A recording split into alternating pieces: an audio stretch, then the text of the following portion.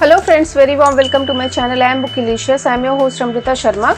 दोस्तों, मैं आज आपके साथ एक नई किताब का रिव्यू करने वाली हूँ। इसको मैंने फरवरी में पढ़ा है और ये किताब है ओम स्वामी की माइंडफुल टू माइंडफुल। इस किताब को मैंने पढ़ा फरवरी की शुरुआत में और 2-4 दिन में ही पढ़ लिया था, पर थोड़ा सा रिव्यू करने में लेट हो गया। मैं अभी नेक्स्ट किताब में बिजी हूँ, इसलिए ये किताब मुझे मिली थी 210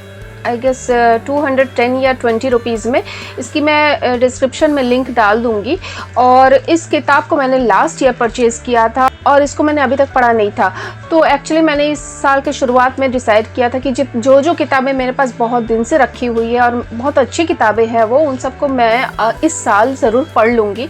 तो उसमें से ये किताब एक है जिसे मैंने लास्ट ईयर परचेज़ किया था, पर मैंने अभी तक पढ़ा नहीं था और मैंने इसे फाइनली पढ़ लिया। बहुत अच्छी किताब है ये, ओम स्वामी के द्वारा लिखी गई है ये। अभी हम जान लेते हैं ओम स्वामी के बारे में। संन्यास धर्म लेने के पहले वो एक बहुत बड़े सक्सेसफुल एंटरप्रेन्योर थे और उसके बाद उन्होंने संन्यास ले लिया, अपना सब कुछ त्याग के। तो इंटेंस मेडिटेशन किया हिमालय में जाकर और उन्होंने बहुत सारी किताबें लिखी है, बेस्ट सेलिंग बुक्स है। उनमें से ये एक किताब है और भी 2-3 किताब मेरे पास है उनकी लिखी हुई।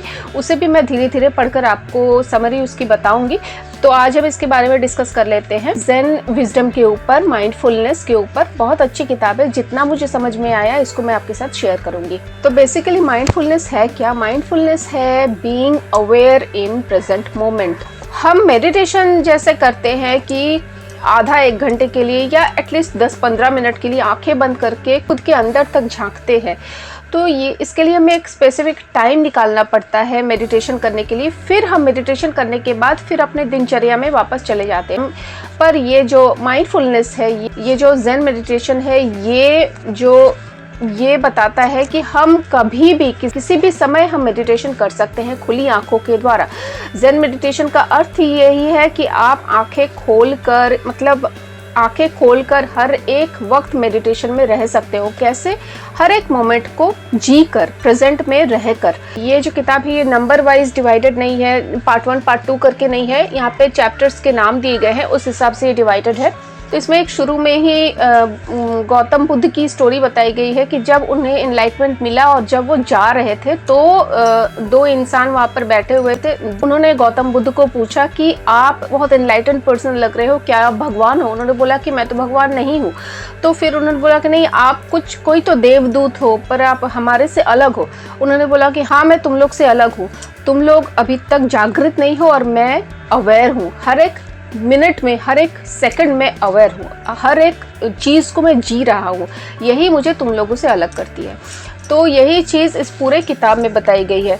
बहुत सारे मेडिटेशंस बताए गए हैं, जैसे sleep meditation, wall gazing meditation, tea meditation और भी बहुत सारे मेडिटेशंस है। यहाँ पे एक और चीज़ का मेंशन किया गया है, जैसे कि एक जापानीज़ एक कस्टम यहाँ पे बताया गया है। जापानीज़ साल में एक बार क्या करते हैं कि अपने घर जितना भी सामान है उन सबको एक जगह पर कलेक्ट करके, जितने भी अनयूजफुल बहुत सारे चीज़ें हैं जो यूज़ ही नहीं होती है फिर भी जमा करके रखी हुई है, उन सब चीज़ों को वो लोग बाहर निकाल देते हैं। इसी तरह यहाँ पर ओम स्वामी जी ने भी बोला है कि हमें भी अपने लाइफ में जितना भी पास्ट रिग्रेट हो गया, जितने भी ग्रजेस हो गए, जितना भी फियर, एंगर, जेलेसी जो भी जमा है, उन सारी चीज़ों को कलेक्ट कर एक जगह पर रख कर एक बार एक करके नहीं, एक ही बार में उन सबको निकाल देना है।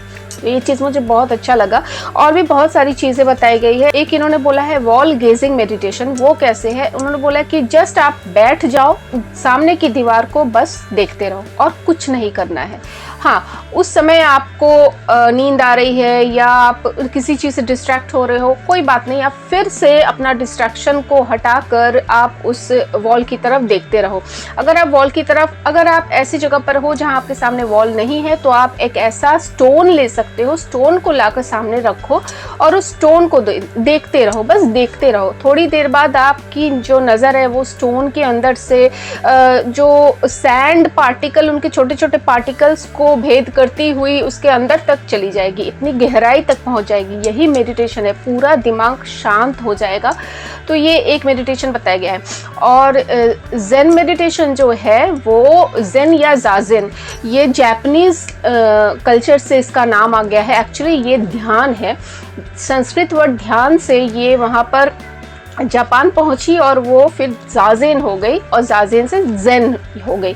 तो ये ज़ेन मेडिटेशन और कुछ नहीं, ध्यान ही है, पर हर एक मिनट को हमें जीना है।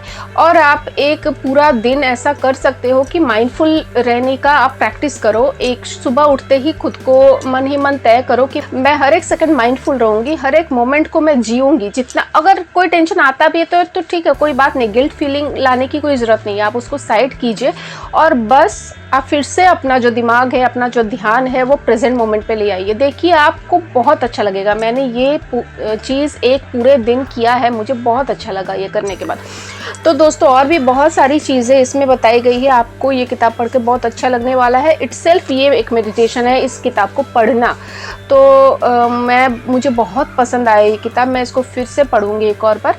अगर आपको अच्छा लगा मेरा ये वीडियो आज का, तो प्लीज़ लाइक कीजिए मेरे वीडियो को और सब्सक्राइब कीजिए मेरा चैनल। मैं फिर से हाजिर होंगी आपके सामने एक नए वीडियो के साथ। तब तक अपना ख्याल रखिए, खुश रहिए, बहुत सारी किताबें पढ़िए। Tata, bye bye, take care.